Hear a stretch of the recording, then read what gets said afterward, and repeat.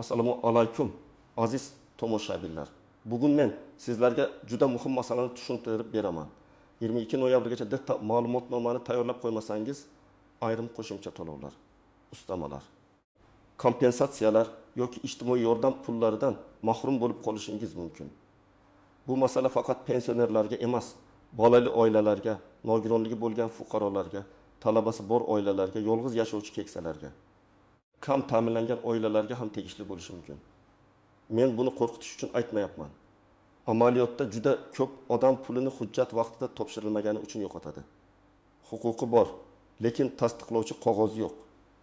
Shuning uchun hozirning o'zida kanalga obuna bo'ling, videoga like bosing va oxirigacha eshiting. Chunki men qaysi daftar ma'lumotnoma kerak bo'lishi mumkinligini, kimlar xavotir olishi kerakligini, kimlarga bu tegishli emasligini, qanday xatolardan qochish kerakligini oddiy tilda tushuntiraman. Avvallari ko'p joyda qo'shimcha to'lovlar bo'yicha hujjatlar bir marta topshirilardi va odamlar yillar davomida shu asosda pul olib yurardi. Masalan, bola o'qiyotgani haqida bir marta ma'lumotnoma berilgan, oila tarkibi bir marta ko'rsatilgan, daromad haqida eski ma'lumot topshirilgan, bank karta rekvizitlari o'zgarmagan deb hisoblangan, lekin hozir nazorat kuchaygan. Tizimlar bir-biri bilan solishtiriladi, ma'lumotlar yangilanadi. Ayrim to'lovlar qayta tekshiruvdan o'tkaziladi. Eng muhim o'zgarish shuki, to'lov oluvchi fuqaro o'z holatini tasdiqlab turishi kerak. Ya'ni siz haqiqatan ham shu to'lovga haqlimisiz? Oilangiz tarkibi o'zgarmaganmi? Farzandingiz hali ham o'qiyaptimi? Daromadingiz belgilangan chegaradan oshib ketmaganmi? Nogironlik muddati tugamaganmi? Bank hisobingiz faolmi? Yashash manzilingiz o'zgarmaganmi? Mana shular tekshiriladi. Agar 22 noyabrgacha talab qilingan hujjatlar topshirilmasa, to'lov darhol butunlay bekor bo'ladi deb hamma holatda aytib bo'lmaydi.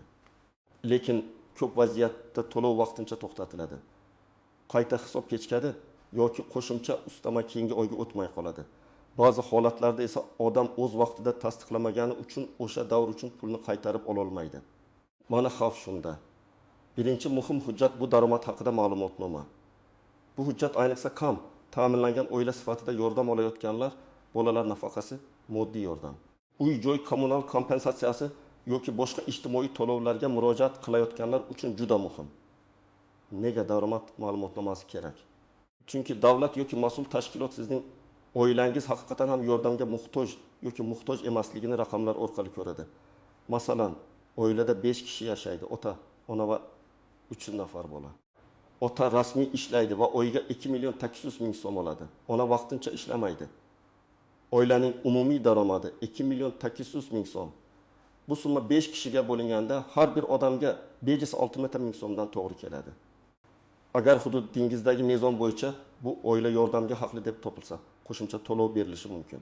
Lekin boshqa misol olaylik. Oilada 4 kishi bor. Ota 5 million so'm, ona 3 million so'm rasmiy maosh oladi. Umumiy daromad 8 million bo'lgan. Umumiy daromad 8 million so'm har bir odamga 2 million so'mdan to'g'ri keladi. Bunday holatda ayrim yordam turlariga huquq bo'lmasligi mumkin. Shu sababli daromad ma'lumotnomasi asosiy mezonlardan biri hisoblanadi. Bu yerda odamlar ko'p xato qiladi. Faqat o'z maoshini ko'rsatadi, turmush o'rtog'ining daromadini unutadi. Yoki pensiya, aliment, stipendiya, ijara daromadi yoki tartibdagi tadbirkorlikdan kelgan pulni hisobga olmaydi. Keyin tekshiruvda ma'lumotlar mos kelmasa, to'lov to'xtatilishi yoki ortiqcha olingan pulni qaytarish talabi chiqishi mumkin. Men tavsiya qilaman. Agar siz qo'shimcha to'lov olayotgan bo'lsangiz yoki olishni rejalashtirayotgan bo'lsangiz, ish joyingizdan oxirgi 3 oy yoki talab qilingan davr uchun daromad ma'lumotnomasini oling. Agar ishlamasangiz, bandlik bo'limidan ishsizlik holati bo'yicha tasdiq so'ralishi mumkin. Agar tadbirkor bo'lsangiz, soliq organlaridagi daromad yoki faoliyat holati bo'yicha ma'lumot kerak bo'lishi mumkin. Eng to'g'risi, mahalla, ijtimoiy himoya bo'limi yoki pensiya bo'limidan aynan sizga qaysi shakldagi ma'lumotnoma kerakligini oldindan aniqlang. Ikkinchi muhim hujjat bu oila tarkibi yoki yashash joyi bo'yicha ma'lumotnoma. Ko'pchilik buni oddiy qog'oz deb o'ylaydi, lekin aslida qo'shimcha to'lovlarda juda katta ahamiyatga ega. Nega? Chunki ko'plab to'lovlar oiladagi odamlar soniga qarab belgilanadi. Bir odam yolg'iz yashayaptimi yoki farzandlari bilanmi? Pensiyaning qaramog'ida voyaga yetmagan bola bormi? Oilada nogironligi bo'lgan shaxs bormi? talaba farzand boshqa shaharda o'qiyaptimi? Bularning hammasi to'lovga ta'sir qiladi. Masalan, bir pensioner ayol yolg'iz yashaydi. Uning pensiyasi 1 million 200 ming so'm. U kommunal to'lovlar, dori-darmon, oziq-ovqat uchun qiynaladi. Agar u yolg'iz yashovchi sifatida tasdiqlansa, ayrim hududiy yordamlar yoki qo'shimcha kompensatsiyalarga da'vo qilishi mumkin. Lekin ro'yxatda uning voyaga yetgan o'g'li ham shu manzilda turibdi. Aslida esa o'g'li boshqa viloyatda yashaydi. Hujjatda oila tarkibi noto'g'ri ko'ringani uchun ayol yordamdan rad javob olishi mumkin. Yana bir misol. Oilada 6 kishi yashaydi, lekin doimiy ro'yxatda faqat 4 kishi ko'rsatilgan. 2 farzand boshqa manzilda ro'yxatda turibdi, lekin amalda shu oilada yashaydi. Agar yordam hisobida a'zolari to'liq ko'rsatilmasa, daromad noto'g'ri taqsimlanadi. Natijada oila yordamga haqli bo'lsa ham, tizimda daromad yuqoriroq ko'rinib qolishi mumkin. Shuning uchun 22 noyabrgacha oila tarkibi bo'yicha ma'lumotlarni tekshirib qo'yish juda muhim. Kim ro'yxatda turibdi, kim amalda yashaydi, kim vaqtincha ketgan, kim boshqa joyda o'qiydi yoki ishlaydi. Bularning hammasi aniqlik kiritishni talab qiladi. Men ko'p ko'rganman, odamning puli faqat bitta noto'g'ri ro'yxat sabab to'xtab qoladi. Keyin u idora yuradi. Lekin vaqt o'tib ketgan bo'ladi. Bu hujjatni olish uchun odatda mahalla tuman xizmat markazi yoki tegishli elektron tizim orqali murojaat qilinadi. Sizdan pasport yoki ID karta, yashash manzili, oy kitobi yoki kadastr ma'lumotlari, oila a'zolarining shaxsiy ma'lumotlari so'ralishi mumkin. Agar turmush o'rtog'ingiz vafot etgan bo'lsa, nikoh bekor qilingan bo'lsa, farzand boshqa joyda o'qiyotgan bo'lsa, bu holatlar alohida hujjatlar bilan tasdiqlanishi kerak. 3-chi muhim hujjat bu o'qish joyidan ma'lumotnoma. Bu ayniqsa 12 yoshdan oshgan, lekin kunduzgi ta'limda o'qiyotgan farzandi bor oilalar uchun juda muhim. Ko'plab qo'shimcha to'lovlarda farzandning o'qishi davom etayotgani tasdiqlanishi kerak. Chunki bola voyaga yetgandan keyin ham ayrim imtiyoz yoki yordamlar faqat u kunduzgi bo'limda o'qiyotgan bo'lsa saqlanishi mumkin. Masalan, ona yolg'iz farzand tarbiyalayapti. Farzandi 19 yoshda kollej yoki universitetda kunduzgi o'qiydi. Ona ayrim ijtimoiy to'lovlar yoki qo'shimcha yordamga da'vo qilmoqda. Agar o'qish joyidan ma'lumotnoma topshirilmasa, tizim farzandni mehnatga layoqatli katta yoshli shaxs deb ko'rishi mumkin. Natijada oilaning ehtiyoji boshqacha baholanadi. Yana bir vaziyat. Pensioner ota-onaning qaramog'ida talaba farzand bor. Farzand kontraktda o'qiydi, ishlamaydi, oilaga daromad olib kelmaydi. Bu oilaning real xarajatlari juda katta. Kontrakt, yo'l haqi, ovqatlanish, kitob, ijara. Lekin o'qish ma'lumotnomasi bo'lmasa, mas'ul organ bu holatni ko'rmaydi. Qog'ozda farzand 12 yoshdan oshgan oddiy oila a'zosi bo'lib turadi. Bu ma'lumotnomada odatda talabaning familiyasi, ismi, tug'ilgan sanasi, qaysi ta'lim muassasasida o'qishi, bosqichi, ta'lim shakli, o'qish davri ko'rsatiladi. Eng muhim joyi, kunduzgi ta'lim shakli aniq yozilishi kerak. Chunki sirtqi yoki kechki ta'lim ayrim to'lovlar uchun boshqacha baholanishi mumkin. Men doim aytaman, ma'lumotnomani olayotganda undagi sana, muhr, imzo, ta'lim shakli va o'quv yili to'g'ri yozilganini darhol tekshiring. Bitta harf xatosi ham qayta borishga majbur qiladi. Real hayotda shunday holat bo'ladi. Talaba sentyabrda o'qishga kirgan. Lekin ota-onasi noyabr oxirigacha ma'lumotnoma olib bormagan. To'lov qayta ko'rib chiqilganda farzand o'qiyotgani tasdiqlanmagan deb chiqadi. Keyin oila dekabrda hujjat olib boradi. Lekin noyabr uchun qo'shimcha to'lovni tiklash masalasi cho'zilib ketadi. Shuning uchun 22 noyabr sanasini kutmasdan imkon qadar oldinroq o'qish joyidan ma'lumotnoma oling. 4-chi muhim hujjat bu bank rekvizitlari. Plastik karta yoki hisob raqami faol ekanini tasdiqlovchi ma'lumot. Ko'pchilik bunga e'tibor bermaydi. Odam o'ylaydi, davlat menga pul ajratgan bo'lsa, baribir tushadi. Lekin amalda karta yopilgan, hisob bloklangan. Bank o'zgargan, ism, familiya hujjatda boshqacha yozilgan, karta muddati tugagan bo'lsa, pul qaytib ketishi yoki ushlanib qolishi mumkin. Masalan, pensionerning eski kartasi muddati tugagan. U yangi karta olgan, lekin rekvizitlarni mas'ul bo'limga bermagan. Natijada qo'shimcha to'lov eski hisobga yuboriladi. Bank uni qabul qilmaydi yoki qaytaradi. Fuqaro esa menga pul chiqmagan deb o'ylaydi. Aslida pul ajratilgan, lekin texnik sabab bilan yetib bormagan. Yana bir misol. Ayol familiyasini nikohdan keyin o'zgartirgan, lekin bankdagi ma'lumotlar, pasportdagi ma'lumotlar va ijtimoiy to'lov tizimidagi ma'lumotlar bir xil emas. Bunday holatda to'lov kechikishi mumkin. Ba'zan mas'ul xodimlar qo'shimcha tasdiq so'raydi. Shuning uchun bank rekvizitlari aniq, faol va sizning amaldagi shaxsiy hujjatingizga mos bo'lishi kerak. Men tavsiya qilaman. Bankingizga boring yoki mobil ilova orqali hisob raqamingiz, karta muddati, FIO yozilishi, pasport ma'lumotlari to'g'riligini tekshiring. Agar karta yangilangan bo'lsa, yangi rekvizitlarni ijtimoiy himoya bo'limi, pensiya jamg'armasi yoki to'lovni tayinlaydigan tashkilotga topshiring. Agar siz pulni boshqa odam kartasiga olayotgan bo'lsangiz, ishonchnoma talab qilinadimi yoki yo'qmi? Albatta aniqlang. Chunki ayrim to'lovlar faqat oluvchining o'z nomidagi hisobga o'tkaziladi. Endi eng muhim savol, bu masala kimlarga tegishli? Men buni aniq guruhlarga bo'lib tushuntiraman. Birinchi guruh qo'shimcha pensiya ustamasi, parvarish puli, nogironlik bilan bog'liq to'lov yoki kompensatsiya olayotganlar. Agar sizning to'lovingiz ma'lum bir maqomga bog'liq bo'lsa, maqomingizni tasdiqlovchi hujjat muddati tugamagan bo'lishi shart. Tibbiy xulosa parvarishga muhtojlik holati, yolg'iz yashash fakti qayta tekshirilishi mumkin. Ikkinchi guruh bolalar nafaqasi yoki kam ta'minlangan oila sifatida moddiy yordam olayotganlar. Bu toifadagi to'lovlarda daromad, oila tarkibi, bolalarning yoshi, o'qishi va yashash holati juda katta rol o'ynaydi. Biror bola 12 yoshga to'lgan bo'lsa, u hali o'qiyotganini tasdiqlash kerak bo'lishi mumkin. Oilada yangi ish boshlagan odam bo'lsa, daromad o'zgargan hisoblanadi. Uchinchi guruh talabasi bor oilalar. Ayniqsa farzand boshqa shaharda o'qisa, ijara xarajatlari bo'lsa, kunduzgi ta'limda bo'lsa, o'qish ma'lumotnomasi juda muhim. Ba'zi ota-onalar farzandim universitetda o'qiydi, buni hamma biladi deb o'ylaydi. Lekin tizim og'zaki gap bilan ishlamaydi, hujjat kerak. To'rtinchi guruh yaqinda manzili, familiyasi, bank kartasi, oilaviy holati yoki ish joyi o'zgarganlar. Masalan, turmush qurgan, ajrashgan, farzandli bo'lgan, ishga kirgan, ishdan chiqqan, boshqa tumanga ko'chgan odamlar albatta ma'lumotlarini yangilash kerak. Chunki eski ma'lumot asosida tayinlangan to'lov yangi holatga mos kelmasligi mumkin. Agar siz hech qanday qo'shimcha to'lov, nafaqa kompensatsiya, subsidiyaga da'vo qilmayotgan bo'lsangiz va faqat oddiy ish haqi olayotgan bo'lsangiz, bu 4 ta ma'lumotnoma sizga bevosita kerak bo'lmasligi mumkin. Lekin oilangizda ota-ona, pensioner, nogironligi bo'lgan shaxs, talaba, voyaga yetmagan bolalar bo'lsa, baribir tekshirib qo'ygan yaxshi. Agar sizning barcha ma'lumotlaringiz elektron tizimlarda to'liq yangilangan bo'lsa, to'lov tayinlovchi tashkilot qo'shimcha qog'oz so'ramasligi mumkin.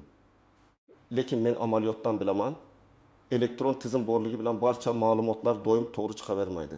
Ba'zan pasport yangilangan, lekin eski raqam turadi.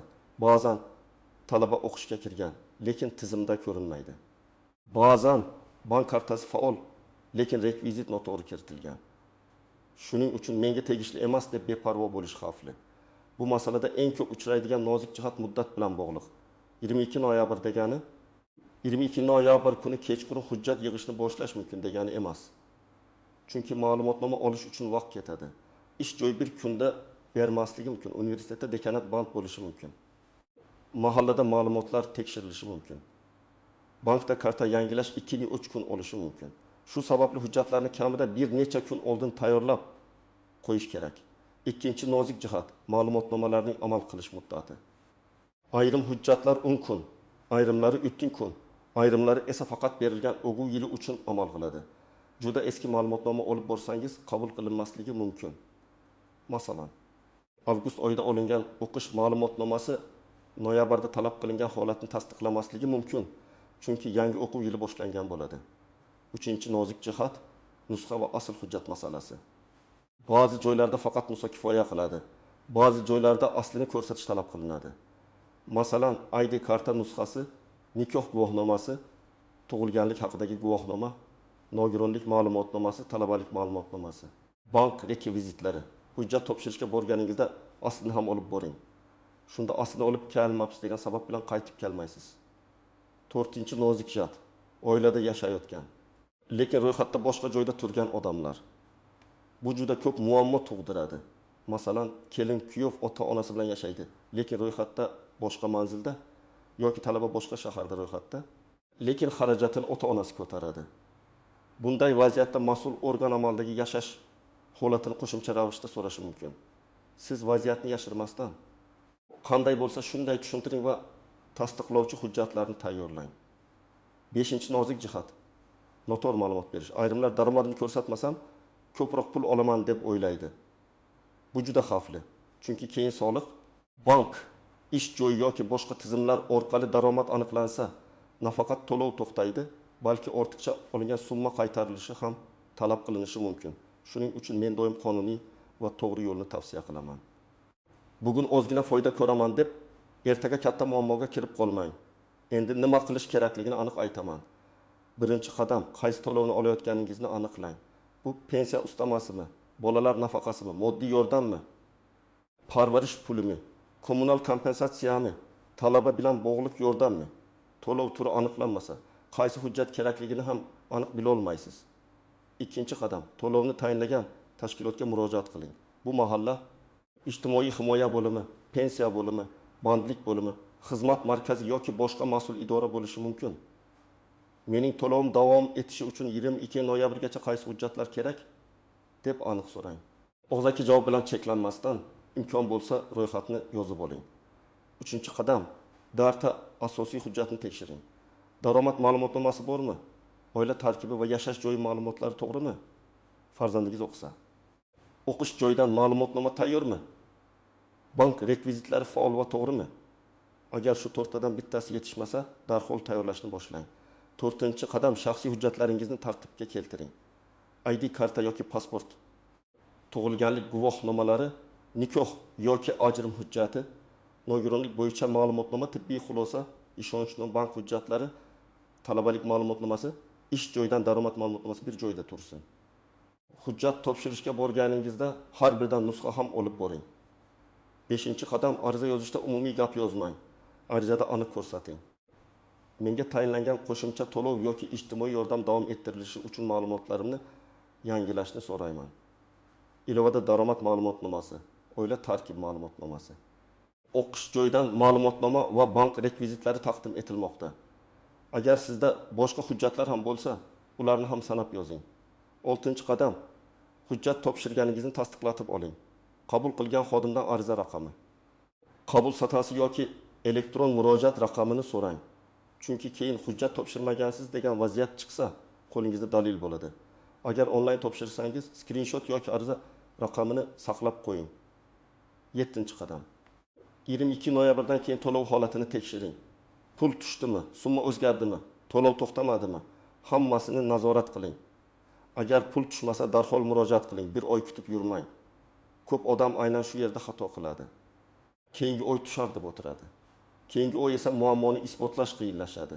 Birinchi vaziyat, oila bolalar nafaqasi oladi. Oilada 3 farzand bor, kattasi 15 yoshga to'lgan va kollejda kunduzgi o'qiydi. Ota-onasi o'qish ma'lumotnomasini vaqtida topshirmaydi. Tizimda farzand voyaga yetgan deb ko'rinadi. Oila tarkibi va ehtiyoj darajasi qayta hisoblanadi. Natijada nafaqa kamayadi yoki to'xtaydi. Agar ular 22 noyabrgacha ma'lumotnomani topshirganida to'lov davom etishi mumkin edi. Ikkinchi vaziyat, pensioner erkak yolg'iz yashaydi, lekin ro'yxatda o'g'li ham shu uyda turadi. O'g'li aslida boshqa shaharda ishlaydi. Pensioner kommunal kompensatsiyaga murojaat qiladi, lekin oila tarkibida ishga layoqatli o'g'il ko'ringani uchun rad javob oladi. Keyin u o'g'lining boshqa joyda yashashi va ishlashini tasdiqlovchi hujjatlar bilan qayta murojaat qiladi. Vaqt ketadi, to'lov kechikadi. Agar oila tarkibi oldindan to'g'rilanganida muammo kamroq bo'lardi. 3-vaziyat. Ayol moddiy yordam oladi, lekin bank kartasi muddati tugagan. Yangi karta ochgan, ammo rekvizitlarni bermagan. To'lov ajratiladi, lekin eski hisobga o'tmaydi. Ayol pulni kutadi, idoraga borganda texnik qaytish bo'lganini biladi. Bu muammo hujjat emasdek ko'rinadi, lekin amalda pulni olishga to'sqinlik qiladi. Shuning uchun bank ma'lumotlarini ham asosiy hujjatlar qatorida ko'rish kerak. Birinchi xato, muddatni oxirgi kunga qoldirish. 22 noyabr sanasi yaqinlashganda hamma idoralarga odam ko'payadi, navbat uzayadi, xodimlar band bo'ladi. Sizga bitta imzo yoki bitta muhr yetishmay qolishi mumkin. Ikkinchi xato, hujjatdagi ma'lumotlarni o'qimasdan topshirish. Familiya xato, tug'ilgan sana xato, pasport raqami eski, o'qish shakli ko'rsatilmagan, muhr yo'q. Bularning har biri hujjat qaytishiga sabab bo'ladi. 3-xato, faqat bitta hujjatni yetarli deb o'ylash. Masalan, odam daromad ma'lumotnomasini olib boradi, lekin oila tarkibi yangilanmagan. Yoki o'qish ma'lumotnomasini beradi, lekin bank rekviziti eski. To'lov masalasida hujjatlar bir-birini to'ldiradi. 4-xato. O'zgarishlarni yashirish. Ishga kirgan bo'lsangiz yashirmang. Farzand o'qishni tashlagan bo'lsa yashirmang. Manzil o'zgargan bo'lsa yashirmang. To'g'ri ma'lumot berish keyinchalik sizni katta muammolardan himoya qiladi. Demak, 22 noyabrgacha eng avvalo 4 ta asosiy yo'nalishni tekshiring. Daromad ma'lumotnomasi, oila tarkibi va yashash joyi ma'lumotlari, o'qish joyidan ma'lumotnoma, bank rekvizitlari. Sizga aynan qaysi bir kerak bo'lish to'lov turiga bog'liq, lekin qo'shimcha to'lovlar bilan bog'liq muammolarning katta qismi aynan shu hujjatlar atrofida yuzaga keladi. Men ekspert sifatida sizga bitta narsani qat'iy aytaman. Huquqingiz bo'lsa ham, uni hujjat bilan tasdiqlamasangiz, tizim sizni avtomatik ravishda tushunmaydi. Pulni yo'qotmaslik uchun hoziroq tekshiring. Kerakli idoraga boring, hujjatlarni yig'ing va topshirganingizni tasdiqlab oling. Sizda shunday holat bo'lganmi? Hujjat yetishmagani uchun to'lov kechikkanmi yoki to'xtaganmi? Izohlarda yozib qoldiring. Boshqalarga ham foydasi tegadi. Videoga like bosing, kanaliga obuna bo'ling va yaqinlaringizga ham yuboring. Chunki bu ma'lumot ko'pchilikning pulini saqlab qolishi mumkin.